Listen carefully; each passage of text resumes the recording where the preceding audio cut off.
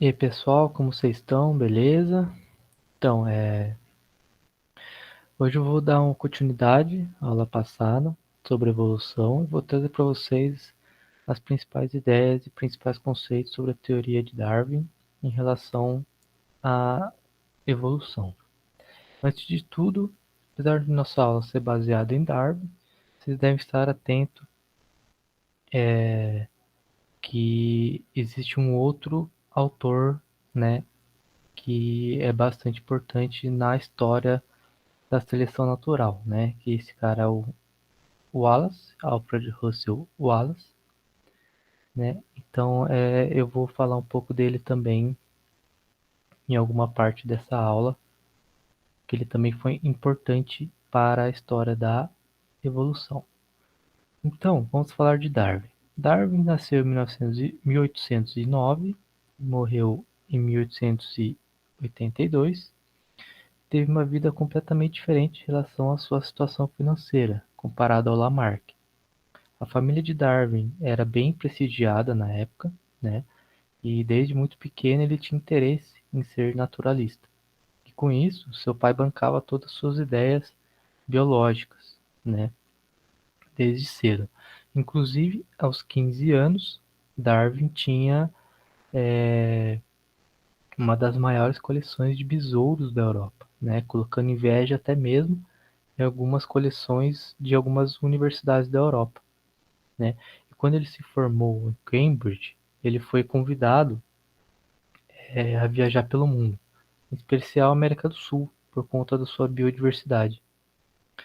Ele ficou muito admirado, né, com a biodiversidade da América. Isso porque aqui na Europa, lá na Europa, tem apenas, se eu não me engano, 456 espécies diferentes de árvores nativas, né? E em contrapartida aqui na América do Sul existem mais de 10 mil espécies, né, de árvores nativas. Diferente. E isso foi uma explosão de encantamento, né? Tem até um trecho no livro, né, A Origem das Espécies do Darwin, que ele faz um relato muito bonito até, referenciando essa biodiversidade da América do Sul. Então, imagina, né, você ser um biólogo, né, que vive a vida pesquisando sobre a biodiversidade, e aí você encontrar um continente que possui uma biodiversidade tão grande quanto a América, né? Então, isso é incrível, né, para ele. Então, vamos lá um pouco, vamos lá. A viagem do Darwin durou cerca de uns 5 anos, né? 4, alguma coisa. 4 anos e alguns meses, se eu não me engano, né? E a embarcação que eles usaram para ir foi denominada de Beagle, né? Então, a ideia de Darwin era fazer um mapeamento, para fazer um mapeamento da América do Sul, né? Então, vou até colocar um mapinha aqui, ó. Então, ele saiu lá da Europa, ele veio primeiro para Salvador, né? Depois de Salvador, ele foi para o Rio, depois do Rio, ele foi para Montevidéu, que é aqui. Não sei se eu não me engano, aqui. Não, primeiro aqui no Rio, em Salvador, aqui no Rio, aqui em Montevidéu. No 6. E em Montevidéu foi que ele teve sua primeira questão, né? Seu primeiro questionamento, seu primeiro pensamento, né? Ele foi apresentado a um animal chamado ema, e ele logo pensou, pô, acho que eu já vi esse animal em algum lugar, né? E aí ele pensou no avestruz, porque a ema e o avestruz são bastante parecidos, né? Eles têm características muito semelhantes. E, e por isso Darwin ficou se questionando, né? E ele acabou registrando os seus relatos isso. Depois de ir para Montevidéu, ele desceu um pouquinho e foi lá. Não, acho que eu estou errando. Bom, enfim, ele foi para para Argentina, né? Não sei se esse mapa também tá certo, mas enfim, ele foi para Argentina, na Patagônia lá, certo? E aí ele encontrou um animal, na verdade ele encontrou um fóssil de um animal, né? Que é chamado de Milodon ou Milodonte, né? É mais conhecido como a preguiça gigante, né? E essa preguiça gigante possui uma estrutura óssea muito parecida com as preguiças atuais, né? E analisando as estruturas, tal, o Darwin registrou que, putz, acho que elas devem ter alguma coisa a ver, e tal, né? Então ele seguiu viagem, passou aqui pelo Vale do Fogo, tal, passou pela costa chilena, subiu para o Equador, e aí ele foi para o lugar que é mais conhecido, né? Pelo ponto mais famoso da sua viagem, que é o arquipélago de Galápagos. Lá nesse arquipélago, ele teve observações muito importantes, né, para ajudar na sua pesquisa e no seu desenvolvimento do livro, né, da origem das espécies. Então, essas observações que ele teve lá geram principalmente em cima de dois animais, certo? O primeiro animal é uma espécie de jabuti, tipo uma tartaruga terrestre, né? E existiam jabutis com pescoço comprido e jabutis que tinham pescoço curto. Os jabutis que tinham pescoço curto, a carapaça era mais redonda, assim, né? Que isso podia fazer com que esses jabutis encolhessem seu pescoço, sua cabeça, para dentro da carapaça, né? E os jabutis que tinham o pescoço mais comprido, a carapaça já era mais reta, assim, né? Mais retilínea e tal. Que aí faziam com que permitia que eles espichassem o pescoço para pegar algum alimento, sei lá o que, né? Então, o Darwin, com isso, ele observou as características. Além disso, ele também observou a vegetação, né, do lugar. E é porque a vegetação é bastante importante né, onde consegue elemento, o, o ambiente, o tempo, o clima, etc. Né? E, e aí ele registrou essas observações, né? E aí em outra ilha que ele foi, de Galápagos, né? Ele observou, ficou mais conhecido, né? Que é os tentilhões, que ficou conhecido como os tentilhões de Darwin, né? Até. E, que é uma ave, aliás, tá? Tentilhões é uma ave e para cada ilha, né, dessa de Galápagos, existia uma espécie diferente de tentilhões, né? Tinham tentilhões que tinham um bico mais curto e menos largo, tinha tentilhões que tinham um bico mais largo e mais comprido, tinha tentilhões que tinham um bico mais curvado, tinham tentilhões que tinham um bico com a parte de baixo mais dura, né? A parte de baixo mais dura, para ele poder quebrar, sei lá, sementes duras, frutos, né? Alguma coisa do tipo. Além do que, tinham tentilhões que tinham olhos laterais e tinham tentilhões que tinham olhos frontais também. Além das disposições das penas, né, nas aves.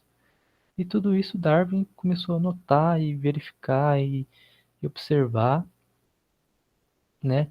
Além disso, ele também observou as vegetações, né? E o tipo de alimento que era encontrado em cada uma dessas ilhas.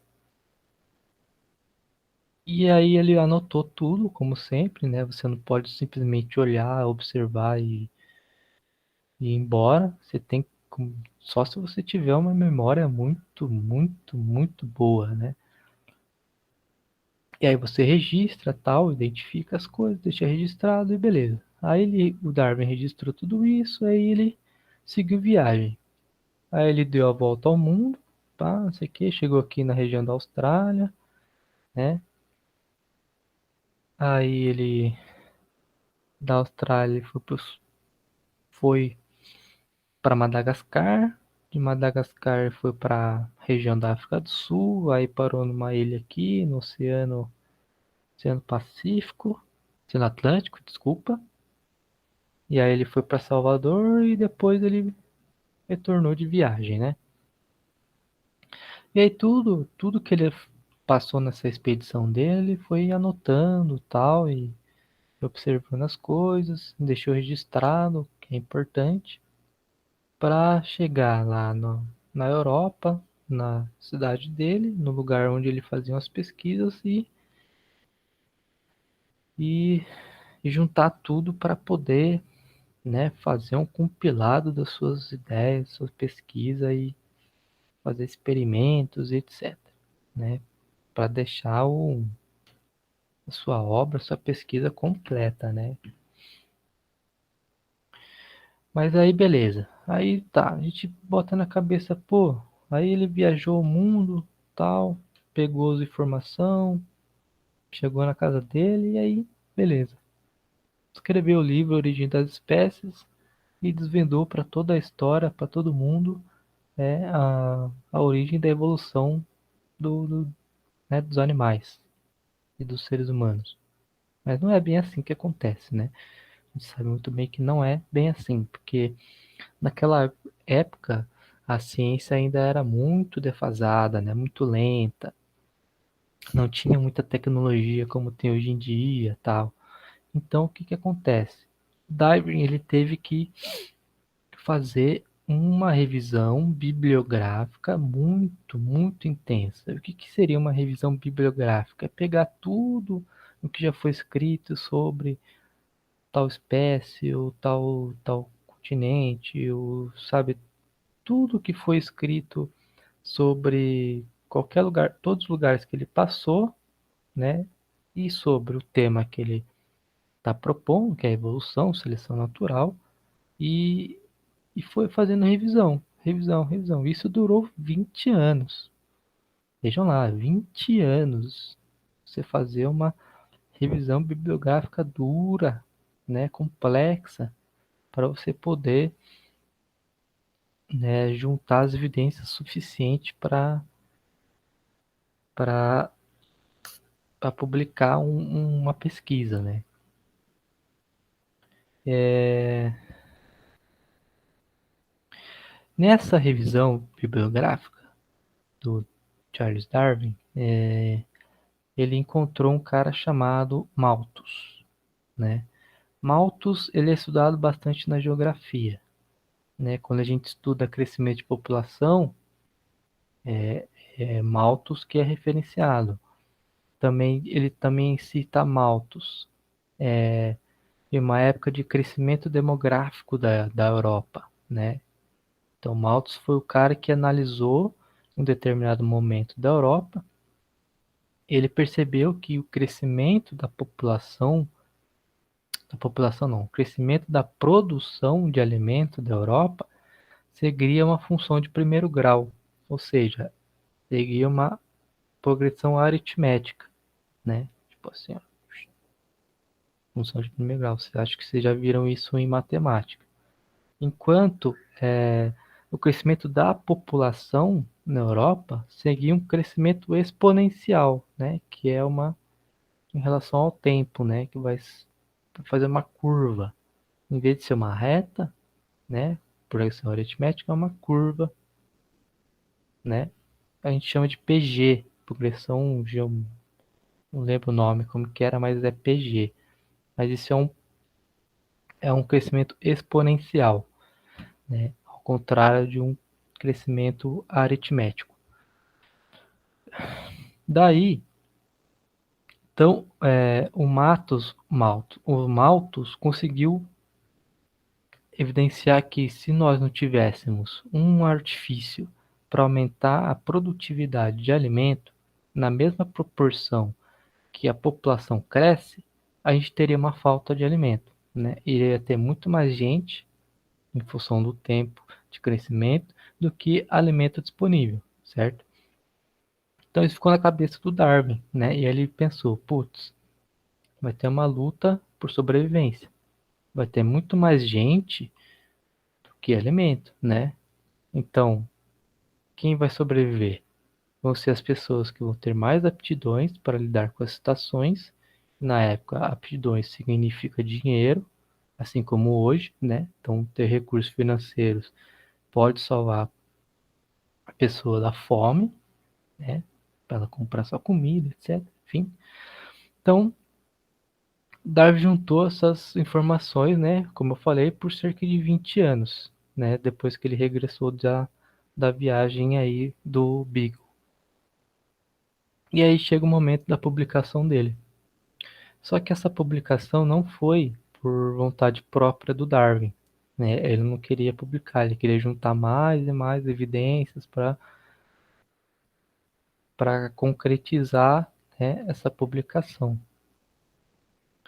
E com isso aparece, a gente pode colocar aqui agora na história do Darwin e da evolução, o Wallace, né? Por quê?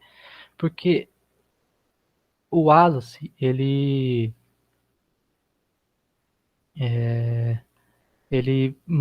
enviou um manuscrito para o Darwin, cerca de 40 páginas, né? E falando sobre o que ele pensava, o que ele achava, né? Ele chegou, e como o Darwin ele era bastante prestigiado, né? Bastante tinha né, um certo prestígio sobre esse assunto. Então ele mandou lá pro Darwin lá e falou, ô Darwin, dá uma olhada aí nas coisas que eu pensei, que eu anotei, que eu tenho aqui andando pesquisando e ver o que você acha, né? E aí, quando o Darwin terminou de ler esse manuscrito, né, ele descobre que o Wallace pensava a mesma coisa que o Darwin, né? Só que o Darwin tinha um acervo, né, de evidência, de pesquisa muito maior. Só que a fundamentação, a idealização eram as mesmas coisas. Ou seja, se o Wallace publicasse esse manuscrito antes do Darwin, né, todo o trabalho do Darwin, toda essa expedição aqui, tudo ia por água abaixo, né? Ia por água abaixo. Então, é, então até que por uma recomendação de um amigo do Darwin, aí o Darwin juntou suas coisas, juntou as coisas do Wallace e eles levaram para um evento científico, né? Na época se reunia a comunidade científica para expor suas pesquisas. E hoje a gente tem como uma teoria evolutiva a teoria de Darwin e a teoria de Wallace. Mas eles trabalharam de forma isolada, certo? Bom, depois desse retrospecto, né, alguns dados que influenciaram a obra de Darwin, que está o Malthus, os dados dele da sua viagem, e os dados geológicos de Liu também, que representa os dados de relevo, né, dos lugares que ele foi. Enfim, então depois desse retrospecto histórico, né, sobre como que aconteceu a viagem, como que aconteceu, né, todo um começo para o Darwin chegar e expor o livro Origem das Espécies, vamos falar sobre a obra de Charles Darwin, Origem das Espécies, né? Só que a Origem das Espécies é um livro meio complexo, né? Um livro grande que traz vários outros fundamentos em relação à evolução, mas o principal fundamento deste livro é a seleção natural, né? E eu vou trazer para vocês esses outros fatores que influenciam o processo de evolução, mas isso eu vou trazer em outras aulas, né, como mutação, recombinação gênica, variabilidade genética, etc. Acho que eu vou trazer em outras aulas mais sequente dessa daqui. E hoje eu vou falar um pouco sobre a seleção natural, né, bem resumidamente. Então, o que é a seleção natural, né? Vamos lá, acompanha a minha linha de raciocínio. O ambiente, né? O ambiente que eu estou falando é o meio ambiente onde cada ser vivo vive, certo? Cada ser vive. Condiciona diferentes situações. Então, o ambiente pode ser mais frio, pode ser mais seco, pode ser mais úmido. Ele pode ter muita competição entre seres, pode ter muitos parasitas, pode ter muitos predadores, né? Então, tudo isso condiciona situações dentro de um ambiente, né?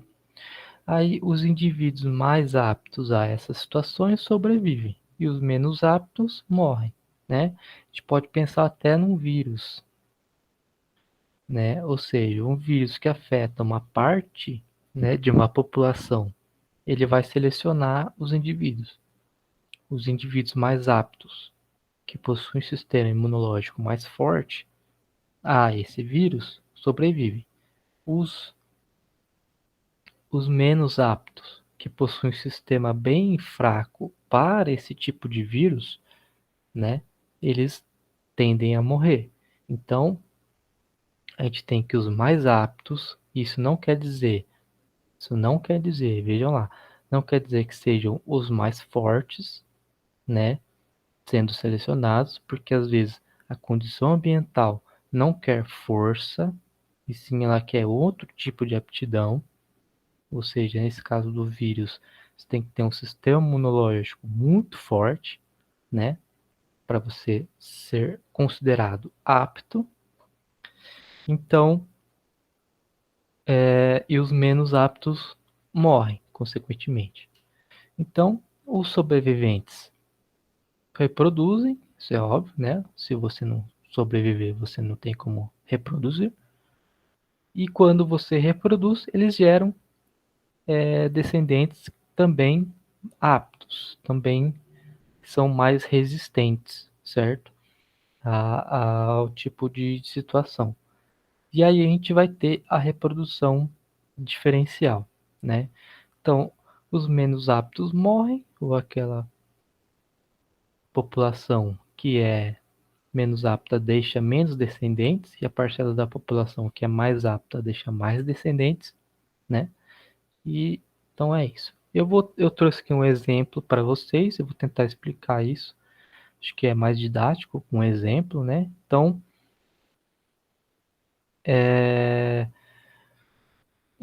você tem um local aqui, aqui a gente pode considerar o chão, e esse local possui ratos escuros e os ratos claros, né? E aqui temos o predador. Como vocês podem ver, os ratos mais claros tendem a ser mais, né, que o predador enxergue melhor os ratos mais claros, né? Enquanto a população de ratos escuros tem maiores chances de sobreviver, porque eles, né, estão meio que camuflados no substrato, ali no chão. E aí, então, aí os predadores vão pegando cada vez mais os ratos mais claros e a população de ratos vai ficando cada vez menor, e com isso vai gerar menos descendentes, né? Enquanto a população de ratos escuros vai sobreviver, e aí conforme ela sobrevive, ela se reproduz e aí vai deixar mais, né, mais descendentes, certo? Então, e aí aumenta a sua população. Então, esse exemplo aqui é seleção natural, né? Mas uma coisa que eu quero deixar claro aqui para vocês e que vocês não sejam enganados, né, numa possível questão de vestibular, numa possível questão de alguma outra prova que peça, uma prova de concurso, por exemplo, que peça esse tipo de tema, é que Darwin não explicou a origem, né, da variabilidade, né? Então eu estou falando aqui de ratos, né? Então a gente tem uma população de ratos cinzas, né? Que aqui é o nosso exemplo. E do nada aparece um rato albino, né? Um rato branco. Por que isso, né? A gente sabe que isso tem a ver com o fenômeno de mutação, né? Que eu vou explicar para vocês nas próximas aulas. Mas o Darwin, na época, ele não tinha ideia de biologia molecular, não tinha ideia de genética. Mesmo que Darwin ele tivesse, né, como fala, tivesse contato com as publicações do, do Gregor Mendel, né, o pai da genética, né?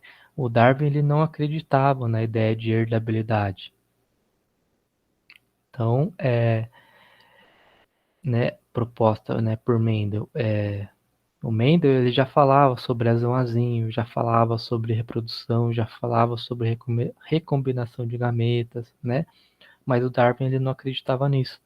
Ele acreditava na transmissão de caracteres adquiridos, né? Eu falei com vocês sobre isso na aula de Lamarck, né? Que eu falei que o Darwin também acreditava em transmissão de caracteres adquiridos, que Darwin criou até um livro falando sobre isso, só que Darwin foi esperto porque ele separou, né, a origem das espécies, e separou o livro de transmissão de caracteres adquiridos, porque esse livro de transmissão ele não tinha tanta evidência, né? Então ele poderia ser muito refutado com isso, e ele poderia perder tudo, se ele juntasse os dois livros, ele poderia perder toda a obra, né, dele.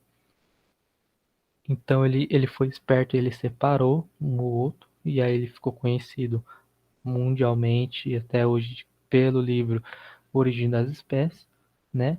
E então ele não explicou, né, sobre a origem da variabilidade e nem a hereditariedade nas população, né?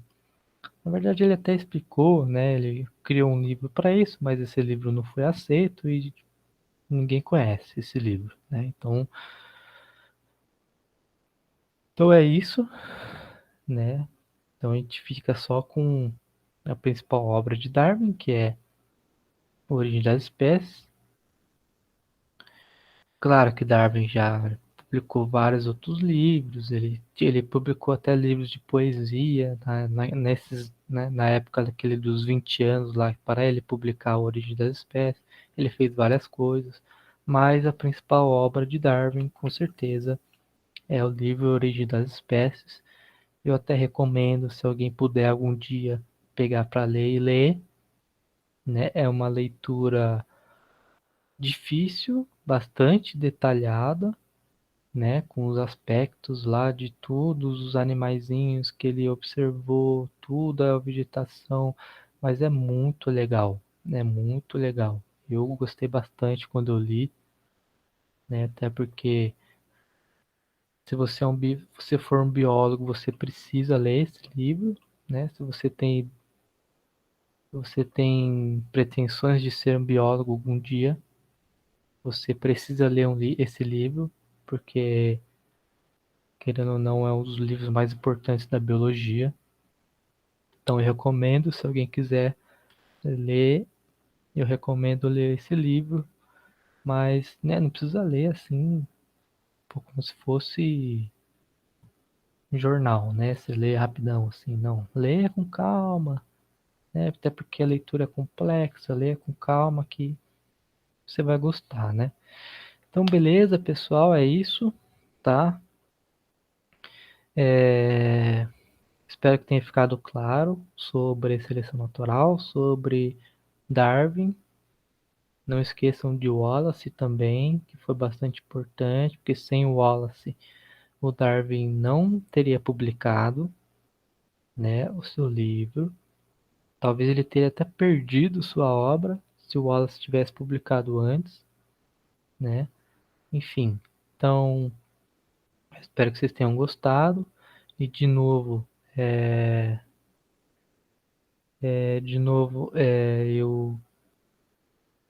eu insisto que vocês me mandem e-mail se tiverem dúvidas, tá? Eu não coloquei o e-mail, mas eu vou colocar. Vou digitar ele aqui, ó. Esqueci de novo de colocar meu e-mail, tá? Esse é meu e-mail, beleza? Até voltar aqui de novo. Esse é meu e-mail aqui, tá? Hum, né? Esse aqui, ó, kxtend@unesp.br. Esse é meu e-mail. Então, até a próxima. Tamo junto. É nóis, galerinha.